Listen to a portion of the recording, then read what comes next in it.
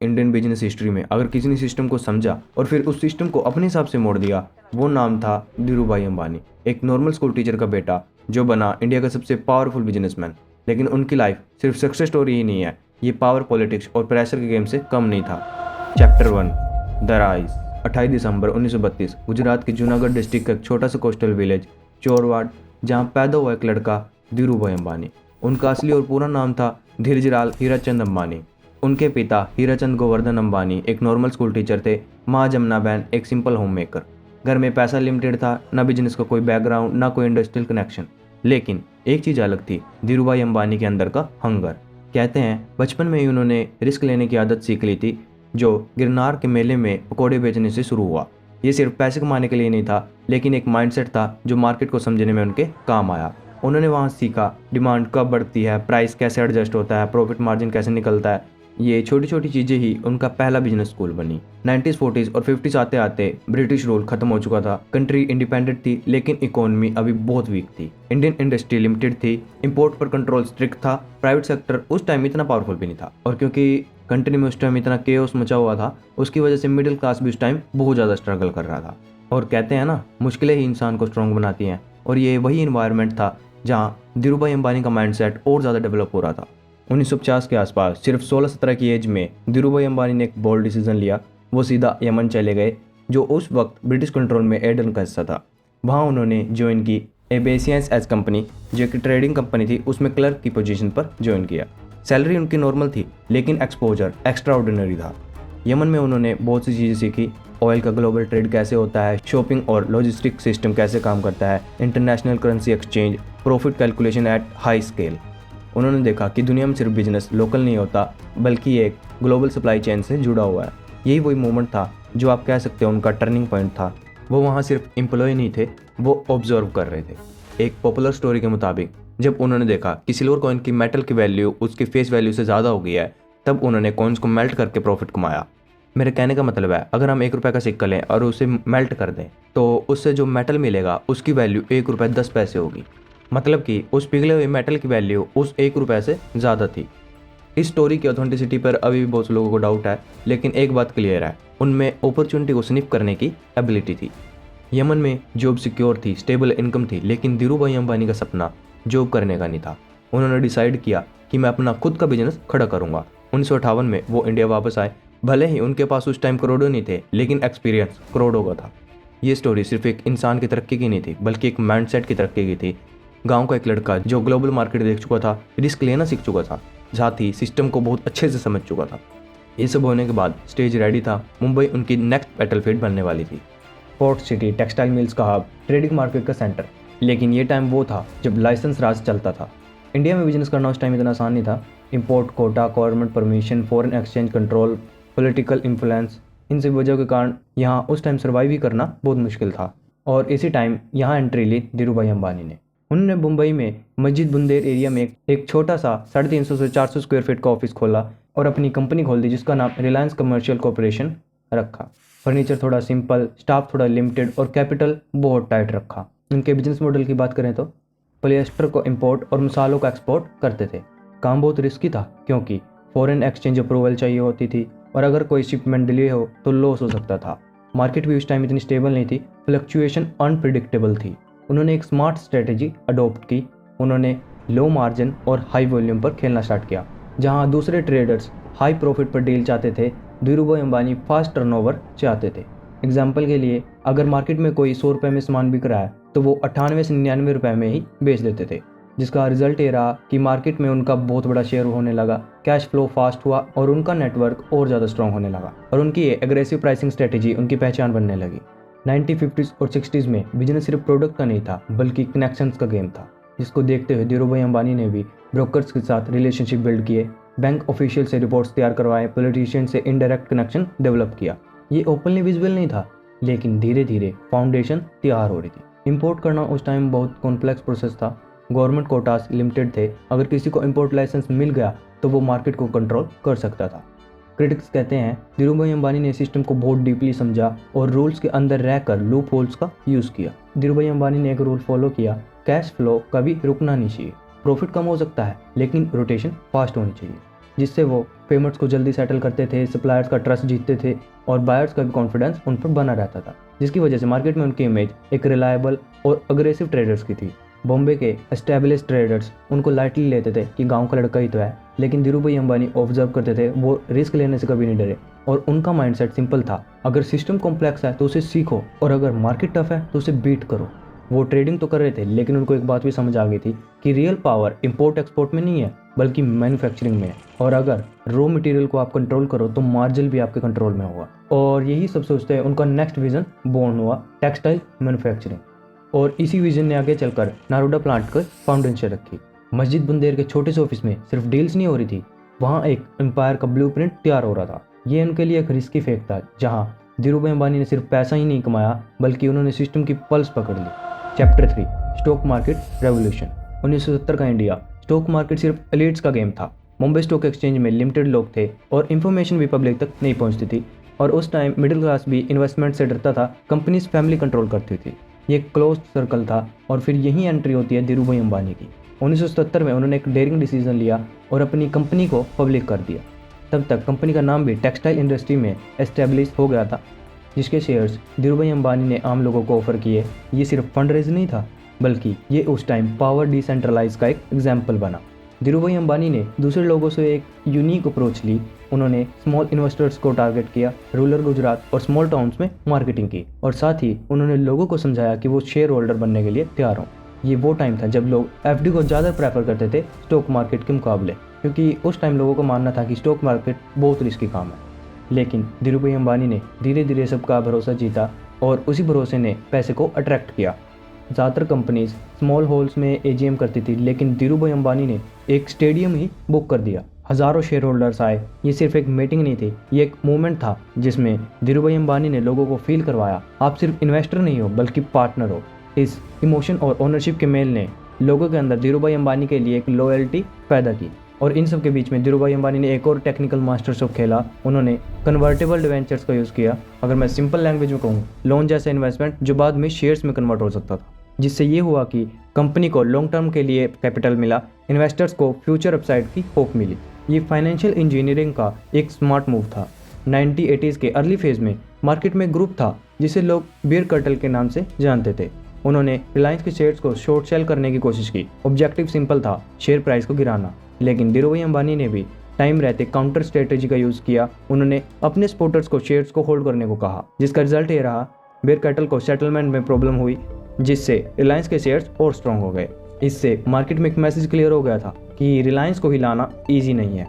लेकिन रिलायंस की इस बढ़ती तरक्की की वजह से सब लोग खुश नहीं थे। इंडस्ट्रियल राइवलरी इंटेंस हो गई। नाम सामने आए, नुस्ली वाडिया और रामनाथ गोंगेकर। न्यूज़पेपर में आर्टिकल पब्लिश हुए, एलिगेशन लगे, लाइसेंस फेवरेटिज्म, पॉलिसी इन्फ्लुएंस और पॉलिटिकल प्रोक्सिमिटी।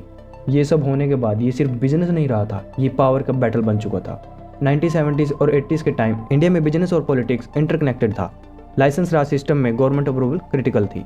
बहुत से लोगों का मानना था कि रिलायंस को पॉलिसी सपोर्ट मिलता था, जबकि धीरू भाई अंबानी के सपोर्टर्स का मानना था कि धीरू भाई अंबानी पॉलिसी को बहुत अच्छे से समझते थे।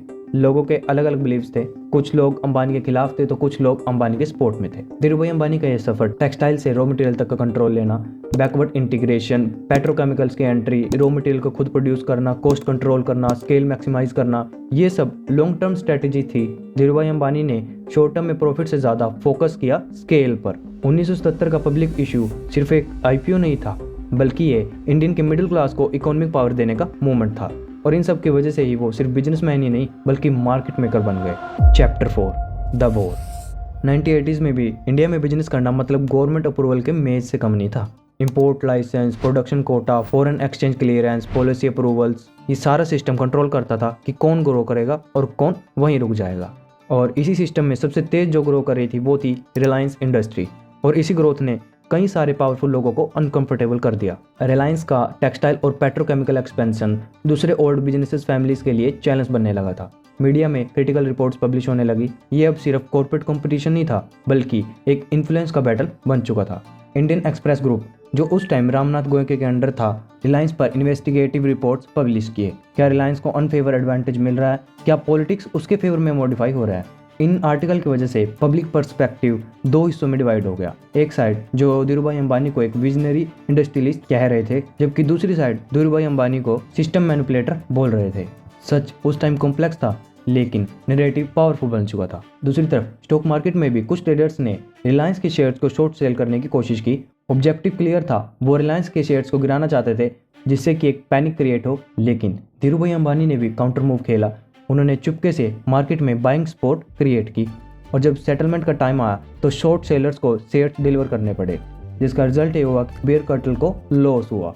मार्केट ने भी देखा कि रिलायंस सिर्फ अब कंपनी नहीं बल्कि एक फोर्स है, जिससे अब रिलायंस कंपनी को हिलाना इतना भी ईजी नहीं है। लाइसेंस राज में पॉलिसी एक्सेस ही सब कुछ था। धीरूभाई अंबानी की अप्रोच क्लियर थी, ब्यूरोक्रेसी को समझो, पॉलिसी फ्रेमवर्क को डिकोड करो और साथ ही लॉन्ग टर्म अलाइनमेंट बिल्ड करो।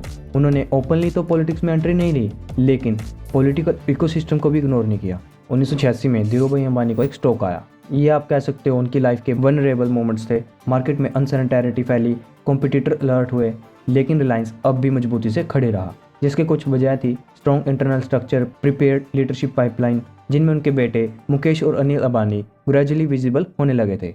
ये भी आप कह सकते हो उनकी सर्वाइवल स्ट्रेटेजी का एक पार्ट था। रिलायंस का सबसे बड़ा डिफेंस था backward integration, raw material production और डिस्ट्रीब्यूशन, जिसकी वजह से कॉस्ट कंट्रोल स्ट्रॉन्ग रही, डिपेंडेंसी कम हुई, प्रॉफिट मार्जिन भी स्टेबल रहे। ये धीरूभाई अंबानी का एक अल्टीमेट पावर मूव था। मीडिया ने सवाल उठाए, मार्केट ने चैलेंज दिया, पॉलिटिक्स ने भी प्रेशर बनाया, लेकिन धीरूभाई अंबानी हर वेव के साथ अडॉप्ट करते गए। उन्होंने एक रूल फॉलो किया, बिजनेस में अटैक होगा लेकिन सर्वाइव वही करेगा जो स्केल और स्पीड दोनों रखता है। 1980s का इंडिया एक बैटलफील्ड था और जिसमें धीरूभाई अंबानी सिर्फ प्लेयर नहीं थे बल्कि एक स्ट्रेटेजिस्ट थे। उन्होंने प्रूव किया कि पावर सिर्फ पैसे से नहीं होती, बल्कि पावर नेटवर्क, टाइमिंग और स्केल का एक पार्ट है। Chapter 5 the power expansion. 1980s के मिड तक रिलायंस टेक्सटाइल में स्ट्रॉन्ग हो चुकी थी, लेकिन धीरूभाई अंबानी का विजन सिर्फ टेक्सटाइल तक ही लिमिटेड नहीं था। उन्होंने खुद से एक सवाल पूछा, अगर हम कपड़ा बना रहे हैं तो उसका रॉ मटेरियल कहाँ से आ रहा है, जिसका आंसर उनको मिला पेट्रोकेमिकल्स। और यहीं से स्टार्ट हुआ बैकवर्ड इंटीग्रेशन का मास्टर प्लान। वैसे बैकवर्ड इंटीग्रेशन का मतलब है फाइनल प्रोडक्ट से लेकर रॉ मटेरियल तक का पूरा कंट्रोल। उन्होंने स्टेप बाय स्टेप एक्सपेंशन करना स्टार्ट किया, जिसमें textile, polyester, petrochemicals, polymers, refining, ये सब कुछ शामिल था। और ये सब अपने अंडर करने की वजह से कॉस्ट कंट्रोल उनके हाथ में आ गई, सप्लाई चेन सिक्योर हो गई और उनके कॉम्पिटिटर्स उन्हीं के ऊपर डिपेंड होने लगे। 1980s में महाराष्ट्र के पटेल गंगा में पेट्रोकेमिकल्स का एक प्लांट एस्टेब्लिश हुआ। ये उस टाइम के इंडिया के सबसे लार्जेस्ट प्लांट्स में से एक था। टेक्नोलॉजी इंपोर्ट हुई और स्केल बहुत बड़ा रखा गया, और इतना बड़ा होने की वजह से रिस्क भी कम नहीं था। ह्यूज कैपिटल इन्वेस्टमेंट्स और पॉलिसी अप्रूवल्स का भी रिस्क था। लेकिन धीरूभाई अंबानी का पैटर्न क्लियर था, स्मॉल स्टार्ट, रैपिड स्केल और मार्केट कैप्चर। इसके बाद वो यही नहीं रुके, उन्होंने गुजरात के हजीरा में एक बड़ा पेट्रोकेमिकल कॉम्प्लेक्स एस्टेब्लिश किया। इस बार उनका focus high capacity production, export potential और एडवांस प्रोसेसिंग था। और यहीं से रिलायंस ने इंडिया के अंदर से निकलकर दूसरे देशों की तरफ मूवमेंट करना शुरू किया। 90s के एंड फेज में गुजरात के जामनगर में रिफाइनरी प्रोजेक्ट अनाउंस हुआ, जो बाद में दुनिया की सबसे बड़े रिफाइनिंग कॉम्प्लेक्स में से एक बना। अब रिलायंस सिर्फ टेक्सटाइल कंपनी नहीं थी, ये एनर्जी जायंट बनने की तरफ बढ़ रही थी। आप भी वैसे सोच रहे होंगे इतने बड़े प्रोजेक्ट के लिए पैसा कहाँ से आ रहा था। तो public issues, convertible debentures, international loans, investor trust, share holders का कॉन्फिडेंस ही धीरूभाई अंबानी का सबसे बड़ा एसेट था। और इस टाइम तो मिडिल क्लास भी धीरूभाई अंबानी के साथ खड़ी थी। 1991 में इंडिया में इकोनॉमिक लिबरलाइजेशन हुआ। लाइसेंस राज अब धीरे धीरे खत्म होने लगा और प्राइवेट कंपनीज को भी अब फ्रीडम मिलने लगी। और ये इन्वायरमेंट धीरूभाई अंबानी के मॉडल के लिए बिल्कुल परफेक्ट था, क्योंकि स्केल ऑलरेडी रेडी था, इंफ्रास्ट्रक्चर ऑलरेडी बिल्ड हो चुका था और इन्हीं रिफॉर्म्स ने रिलायंस को एक टर्बो बूस्ट दिया। और इस एक्सपेंशन के दौरान उनको ये भी समझाया कि अकेले सब कुछ करना बेस्ट नहीं है। उन्होंने प्रोफेशनल मैनेजमेंट्स हायर किए और साथ ही साथ डिसीजन मेकिंग को भी फास्ट रखी। आप अगर उनके स्टाइल को नोटिस करो तो सेंट्रलाइज विजन था लेकिन डिसेंट्रलाइज एग्जीक्यूशन था। और अगर आप धीरूभाई अंबानी के एक्सपेंशन के कोर प्रिंसिपल्स को देखो तो उसमें थे स्केल बड़ा रखो, कॉस्ट लोएस्ट रखो, मार्केट कैप्चर करो। उन्होंने शॉर्ट टर्म प्रॉफिट से ज़्यादा लॉन्ग टर्म डोमिनेंस चूज़ करी। टेक्सटाइल मिल से शुरू ये कहानी रिफाइनरीज तक पहुंच गई। ट्रेडिंग से मैन्युफैक्चरिंग और मैन्युफैक्चरिंग से एनर्जी एम्पायर तक उन्होंने खड़ा कर दिया। और इन सब की वजह से लेट 90s में रिलायंस का नाम पॉलिटिकल सर्कल्स में, फाइनेंस मार्केट्स में, इंडस्ट्रियल इकोसिस्टम में हर जगह बोलने लगा। धीरूभाई अंबानी का मानना था कि पावर कभी एक दिन में नहीं बनती, पावर बनती है जब हर लेयर तुम्हारे कंट्रोल में हो। धीरूभाई अंबानी ने इंडिया को दिखाया वर्टिकल इंटीग्रेशन सिर्फ स्ट्रैटेजी नहीं बल्कि डोमिनेंस का ब्लूप्रिंट है। चैप्टर 6 स्ट्रैटेजी या सिस्टम। इस चैप्टर को समझने के लिए थोड़ा सा कॉन्टेक्स्ट जरूरी है। 70s 80s में India import restrictions, industrial licensing, production quotas, foreign exchange control, bureaucratic approvals, जो उस टाइम लाइसेंस राज के नाम से जाना गया। इस टाइम बिजनेस ग्रोथ सिर्फ मार्केट डिमांड से नहीं होती थी बल्कि गवर्नमेंट अप्रूवल से होती थी। लेकिन इसी सिस्टम में रिलायंस इंडस्ट्रीज रैपिडली ग्रो कर रही थी। धीरूभाई अंबानी एक चीज़ में एक्स्ट्रा ऑर्डिनरी थे। कौन सी पॉलिसी कब चेंज हो सकती है, कौन से सेक्टर में इंसेंटिव मिलेगा और साथ ही कौन सी इंपोर्ट ड्यूटी फ्यूचर में एडजस्ट हो सकती हैं। वो सिर्फ बिजनेस प्लान नहीं बना रहे थे, वो पॉलिसी इन्वायरमेंट के हिसाब से मूव कर रहे थे। जैसे जैसे रिलायंस ग्रो हुआ वैसे वैसे सवाल भी बढ़े। पब्लिक डोमेन में ऑक्यूजिशन आए, मीडिया में स्ट्रॉन्ग वॉइसेस थी जैसे रामनाथ गोयनका, इंडस्ट्रियल राइवलरी भी इंटेंस थी, रिपोर्ट्स पब्लिश हुए, पार्लियामेंट में डिबेट्स हुए, जिसकी वजह से नैरेटिव क्रिएट हुआ रिलायंस और सिस्टम का क्लोज रिलेशनशिप। यहीं से डिबेट्स भी शुरू होती हैं। धीरूभाई अंबानी के सपोर्टर्स कहते थे उन्होंने सिर्फ रूल्स को डीपली समझा और अगर कोई पॉलिसी अलाउ करती एक्सपेंशन के लिए तो उन्होंने उनका यूज़ किया, जिसमें कुछ गलत नहीं है।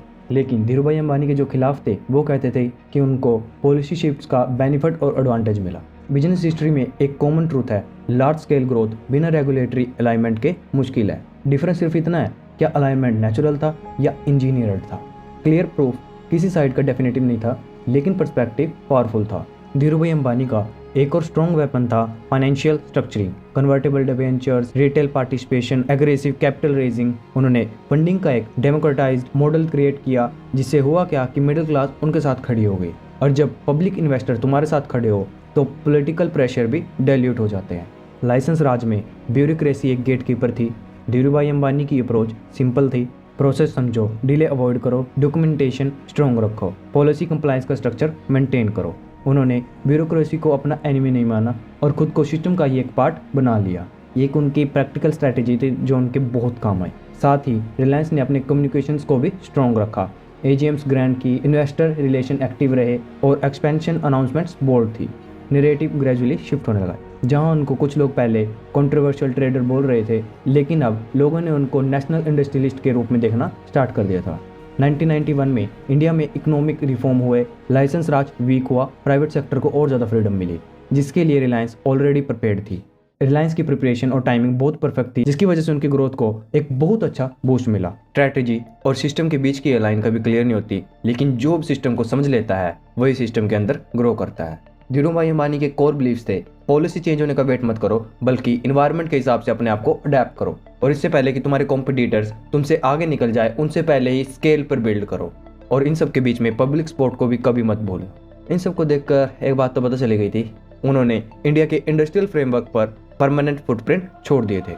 Chapter 7 the legacy.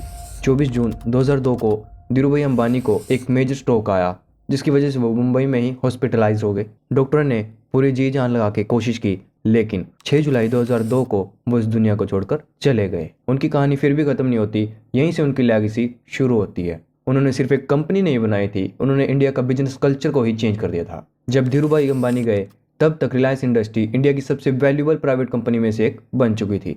टेक्सटाइल से लेकर पेट्रोकेमिकल्स तक पर उनका पूरा कंट्रोल था। लाखों इन्वेस्टर्स के पैसे रिलायंस इंडस्ट्री ने मल्टीप्लाई कर चुकी थी। रिलायंस इंडस्ट्रीज के अंदर रिटेल शेयर होल्डर्स का ट्रस्ट भी बहुत ज़्यादा था। धीरूभाई अंबानी का एक सबसे बड़ा कंट्रीब्यूशन पैसा नहीं था बल्कि एक सिस्टम था। वर्टिकल इंटीग्रेशन, रॉ मटेरियल से लेकर फाइनल प्रोडक्ट तक सब पर खुद कंट्रोल करो। पब्लिक पार्टिसिपेशन, छोटे इन्वेस्टर्स को भी बिजनेस का हिस्सा बनाओ। छोटा नहीं बल्कि बड़ा सोचो। प्लांट लगाओ तो एशिया का सबसे बड़ा लगाओ। आज भी इंडिया के बहुत से बिजनेसमैन उनका ही मॉडल फॉलो करते हैं। उनकी डेथ के बाद वैसे सब कुछ स्मूथ भी नहीं चला। उनके 2 बेटे थे, मुकेश अंबानी और अनिल अंबानी। 2005 में बिजनेस ऑफिशियली स्प्लिट हुआ, जिसमें मुकेश अंबानी के पास petrochemicals, oil and gas, refining, later telecom, जबकि दूसरे भाई अनिल अंबानी के पास टेलीकॉम, पावर, इंफ्रास्ट्रक्चर, फाइनेंस। ये स्प्लिट इंडिया कॉर्पोरेट हिस्ट्री का सबसे ड्रामेटिक चैप्टर था। मुकेश अंबानी जी ने अपने फादर के मॉडल को और ज़्यादा एग्रेसिव लेवल पर ले गए, जिसका एग्जांपल आप 2016 में लॉन्च हुए जियो को ही देख लो, जिसने इंडियन टेलीकॉम मार्केट को पूरा तहस-नहस और हिला कर रख दिया। Free data strategy, cheap internet, digital revolution, इन सब का एक पार्ट था। आज इंडिया दुनिया का सबसे बड़ा डाटा कंज्यूमिंग कंट्री है और इसमें धीरूभाई अंबानी की scale and risk philosophy clearly दिखती है। 70-80s में आम आदमी स्टॉक मार्केट से डरते थे, लेकिन धीरूभाई अंबानी ने इन्वेस्टर मीटिंग्स को इवेंट्स बना दिए, एनुअल जर्नल मीटिंग्स को स्टेडियम लेवल तक पहुंचा दिया। उन्होंने स्टॉक मार्केट को एलीट क्लब से निकालकर मिडिल क्लास का टूल बना दिया, जिसकी वजह से आज इंडिया में करोड़ों लोग इन्वेस्टिंग करते हैं। धीरूभाई अंबानी के आने से पहले लोग सेफ खेलना पसंद करते थे, रिस्क से दूर रहते थे, जिसकी वजह से वो एवरेज भी सोचते थे। लेकिन धीरूभाई अंबानी के बाद लोगों ने रिस्क लेना स्टार्ट कर दिया, बिग एम्बिशंस नॉर्मल हो गए, मिडिल क्लास ने भी एंटरप्रेन्योर बनाना स्टार्ट कर दिया। उन्होंने small town boy to billionaire को पॉसिबल बनाया। और एंडिंग में बस मैं यही कहना चाहता हूँ, एक गांव का लड़का जिसने पेट्रोल पंप पर काम किया, जिसने छोटी ट्रेडिंग से स्टार्ट की और स्टॉक मार्केट में मिडिल क्लास को इन्वॉल्व किया, वो सिर्फ बिजनेसमैन नहीं था, एक मोमेंट था। धीरूभाई अंबानी एक नाम नहीं, एक माइंडसेट है।